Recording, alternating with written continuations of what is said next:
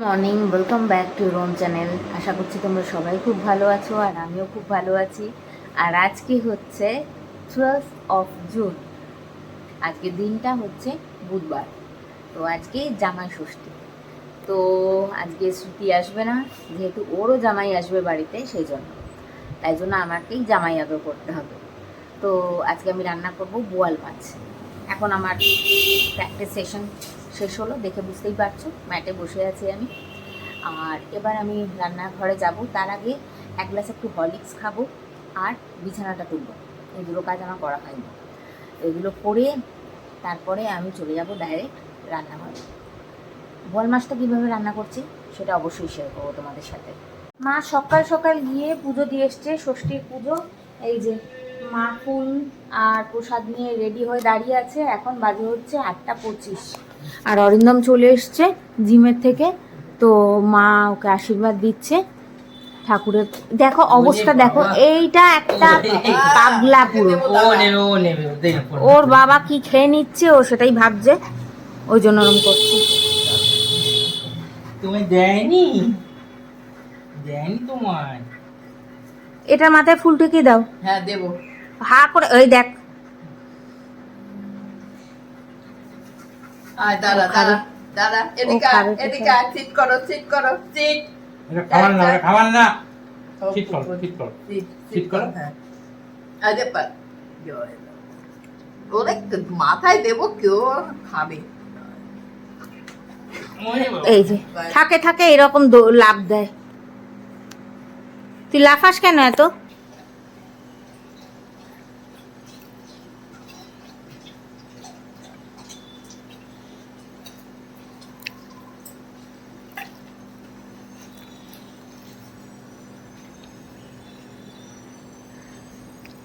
খাস না ওগুলো ফুল।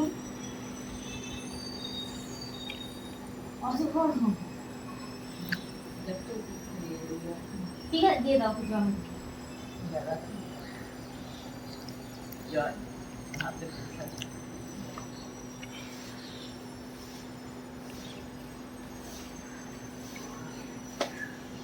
এবার আমি রান্না করতে যাবো মিস্টার ব্যানার্জির জন্য। এবার রান্নাঘরে আমি চলে এসেছি। এখানে আমি ম্যারিনেট করে রেখে দিয়েছি বোয়াল মাছগুলোকে, শুধুমাত্র নুন আর হলুদ দিয়ে। এতে কিন্তু আর কিচ্ছু নেই। আর এখানে কড়াটা বসিয়ে দিয়েছি, এবার গ্যাসটা জ্বালবো। দেবো হচ্ছে সর্ষের তেল। কড়াতে একদম সর্ষের তেল ভালো করে দিয়ে দিচ্ছি। অল্প সর্ষের তেলই দেবো, তবে চারদিকে ছড়িয়ে দিচ্ছি যাতে মাছগুলো আটকে না যায় কড়ার সাথে। এবার মাছগুলো ভাজতে দিয়ে দিচ্ছি।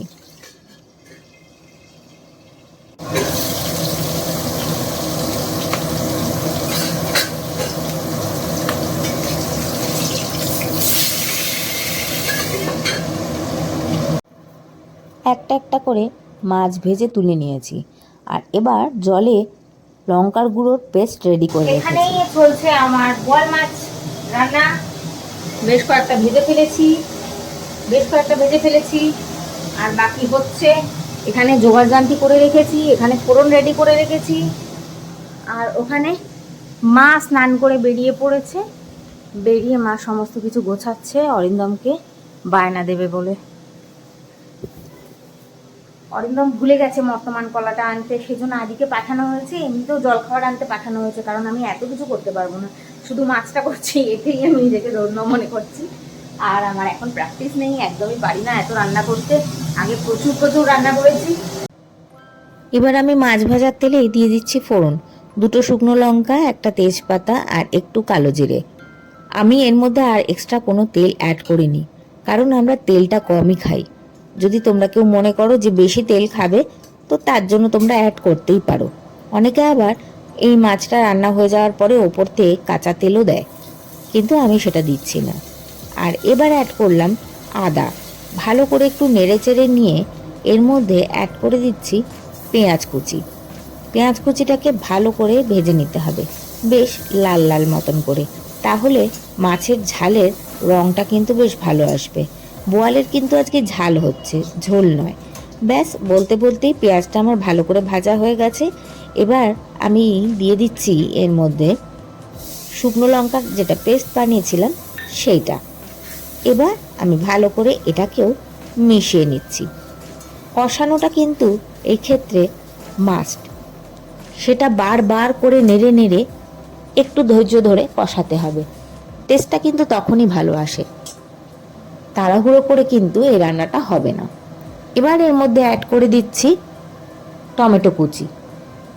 টমেটো কুচিগুলোকে ভালো করে আমি খুন্তি দিয়ে মিশিয়ে নিচ্ছি, যাতে এগুলো গলে যায় তাড়াতাড়ি করে। তোমরা চাইলে টমেটোর পেস্টও ইউজ করতে পারো, কিন্তু আমি এখানে টমেটো কুচি ইউজ করেছি। আর এবার দিচ্ছি কাঁচা লঙ্কার সাথে পেঁয়াজ আমি বেটে রেখেছিলাম সেটা। এটাকেও খুব ভালো করে কষাতে হবে, না হলে কাঁচা পেঁয়াজের গন্ধ থেকে যাবে। আমি এর মধ্যে 2-3 বার করে জল দিয়ে দিয়ে একদম ভালো করে কষিয়েছি। রঙটা দেখলেই বুঝতে পারবে যে একবার কষানোতে এই রঙ আসে না, অল্প অল্প করে জল দিয়ে বারবার কষানোতেই এই রঙটা এসছে।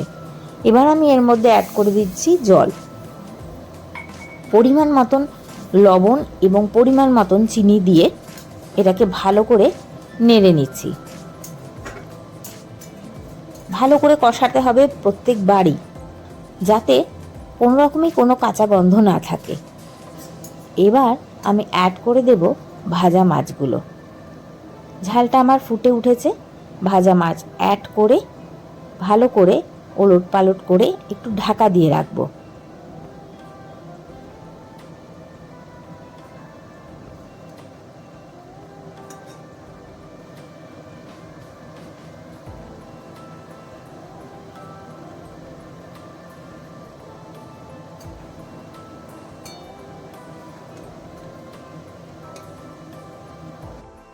তোমরা হয়তো ভাবছো হঠাৎ করে এই মাছের ঝোলের মধ্যে হাত পাখা আম কলা এসব কোত্থেকে চলে এলো। আসলে আজকে তো জামাই ষষ্ঠী, মা অরিন্দমকে বায়না দিতে চলে এসছে, তাই আমিও রান্না ফেলে এটা শ্যুট করতে চলে এলাম। তোমাদের দেখাতে হবে না, তাই জন্য। রেডি হয়ে গেছে বোয়াল মাছ। এবার এটাকে ঢালবো আর এখানে অরিন্দমের টিফিনটা গুছিয়ে দেবো। অরিন্দম খেতেও বসে পড়েছে।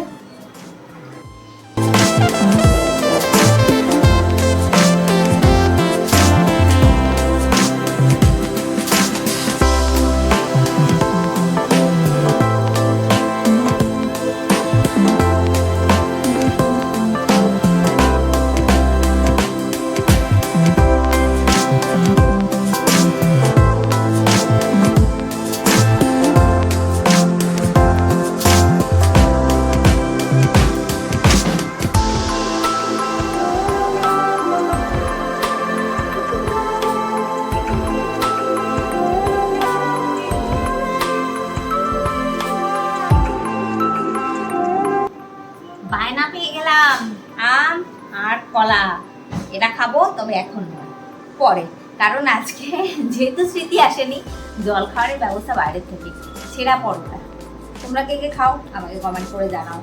আমরা ভীষণ ভালোবাসি, স্পেশালি আমি আর ছেলে। ওর বাবা খায় না, ওর বাবা যত কচুরি মচুরি এসব পছন্দ করে, তো আজকে সেটা দিয়ে খাবো। আজই খাওয়া হয়ে গেছে, আমি খাবো। তার আগে মা রুটি বানাতে হবে, তো দুটো রুটি বানাতে বেশিক্ষণ লাগবে না, 2-4 মিনিটই লাগবে। ব্রেকফাস্ট কমপ্লিট করলাম। আর এবার এই বালতির জামা কাপড়গুলো, এগুলো জামা কাপড় না, এগুলো চাদর, তো এগুলোকে মেলতে যাব ছাদে। এক লট মেলে সেটা আবার তোলাও হয়ে গেছে। এবার এটা মেলার পালা। মিতালি এলো মনে হচ্ছে। এই আদি, মাসিকে চাবিটা দিয়ে দে।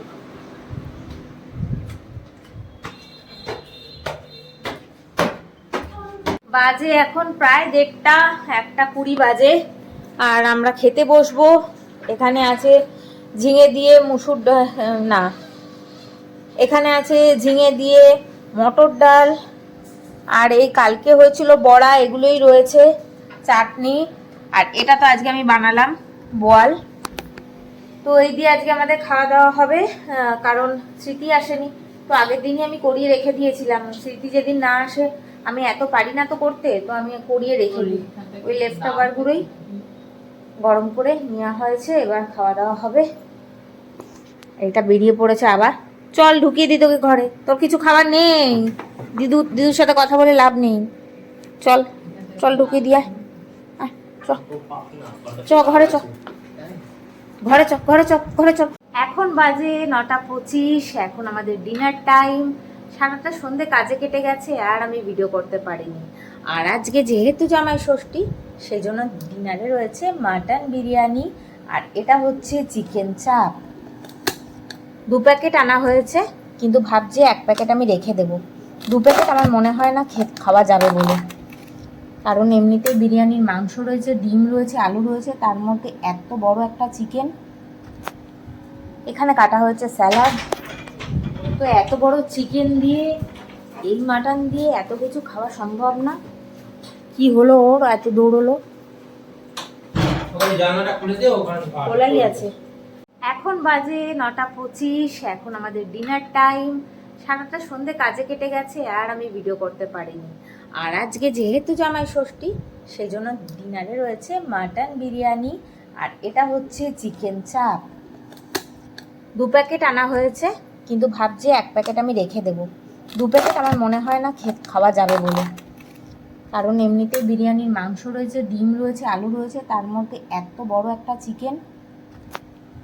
এখানে কাটা হয়েছে স্যালাড। তো এত বড় চিকেন দিয়ে, এই মাটন দিয়ে এত কিছু খাওয়া সম্ভব না। কি হলো ওর, এত দৌড়লো? খোলাই আছে। চিকেন চাপ রেখে দিই, কাল যদি লাগে ভালো হয়ে যাবে। আর এখানে দেখো আদিকে দিয়েছি আমি একদম কম বিরিয়ানি, কারণ আমরা এতটা খেতে পারবো না। এখান থেকে ওকে তুলে দিতে হবে। আর এত কম বিরিয়ানি দেখে আদির মুখটা একদম শুকিয়ে গেছে। সবার পাতে এত বিরিয়ানি, আমারটা কম কেন? তো যখনই আমি এই কথাটা তোমাদের বললাম, ওর মুখে হাসি ফুটে গেল। এখানে রাখা রয়েছে ওর আদির যে বিরিয়ানিটা, সেটা, আর এটা এখানে রেখে দিলাম।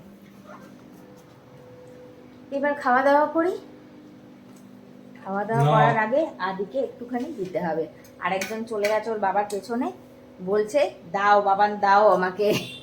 খাওয়া দাওয়া কমপ্লিট করে এখন এসে বসেছি। এবারে একটু গল্প গুজব করছি সবার সাথে। টাইসানও রয়েছে ঘরে। তো একটু বাদেই ছেলে চলে যাবে ওর ভাইকে নিয়ে ওর ঘরে, আর আমরা শুয়ে পড়বো। আমি টঙের মাথায় একখানা চুল বেঁধেছি। এত গরম লাগছিল ঠাকুর ঘরে যখন গেছিলাম, তো সেই জন্য তখনই বেঁধেছি, আর খুলিনি। এখন একেবারে ব্রাশ করব, ফেস ওয়াশ করবো, নাইট রুটিন করব, চুল বেঁধে ঘুমিয়ে পড়বো। চলো ব্লগটা এখানেই শেষ করছি। এই চুপ চুপ কর। ব্লগটা এখানেই শেষ করছি। যদি ভালো লাগে তো লাইক, শেয়ার এন্ড সাবস্ক্রাইব করে দিও, আর একটা কমেন্ট করতে ভুলো না। আবার একটা নতুন ব্লগের সাথে দেখা হচ্ছে। ততক্ষণের জন্য টাটা, বাই বাই।